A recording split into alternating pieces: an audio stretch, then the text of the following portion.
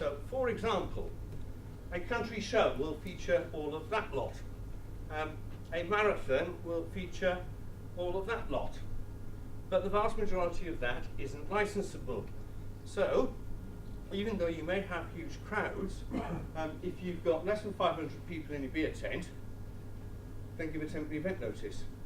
And if you've got 10 beer tents, give 10 temporary event notices, one for each beer tent. And you're allowed to do that, and you can save yourself a fortune. Some more rules: only ever offer conditions that are easy to understand. Write them in plain English, that they're enforceable. Do not duplicate other legislation. Try and be as non-specific as possible, and only write things that are appropriate to the licensing objectives. And most importantly, make sure that you don't inadvertently write something in your license that prevents you from doing what it is you want to do, and gives you the flexibility to adapt. So the trade secret is that instead of writing out all the details of what you're going to do, you simply say, I'm going to have an event safety plan. Go and see Limbo over there, including, for example, a major contingency plan. Offer to do risk assessments, but don't write them in the application.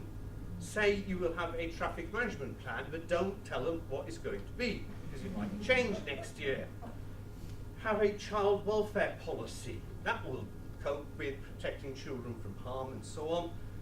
Have a noise management plan. Try not to agree decibel levels in the application. Get an expert to do it for you. The wind direction might change. Have a security and stewarding plan. Do not detail these in the license, but ensure that you have them ready nice and early, so that when you send your application in, you can also say, and by the way, we've already got all this lot, and that's the way to do it. But the real secret is this: involve your stakeholders at the earliest possible opportunity. Not just the obvious people, like that lot, but the locals.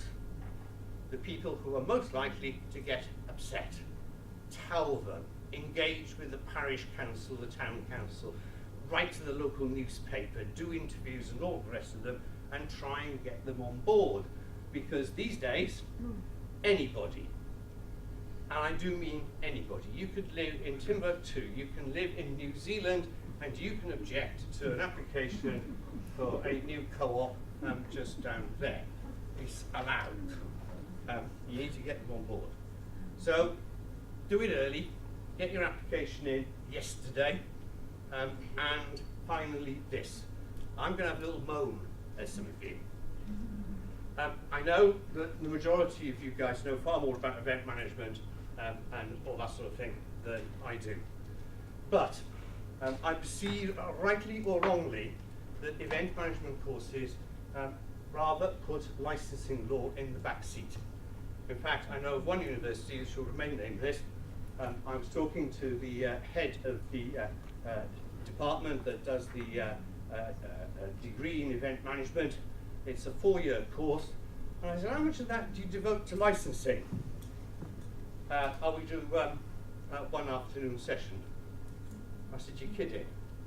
No, we do one 2.5-hour session on licensing.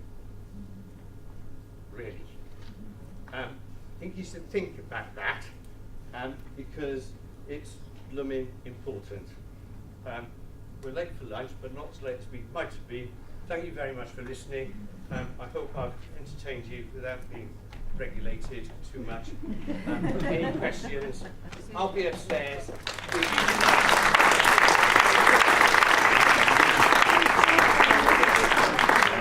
Thank you very much, Philip. Are there any burning questions, or you can catch him over lunch, as he says? We are starting again at...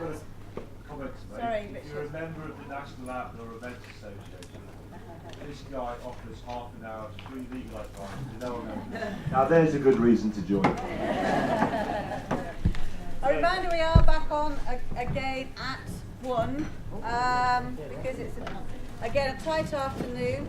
And just to say that the Higher Education Academy session that Lynn is presenting and chairing in has our award winners, and we'll make our awards at the end of our wash up after Leo's session this afternoon. So I hope to see most of you this afternoon.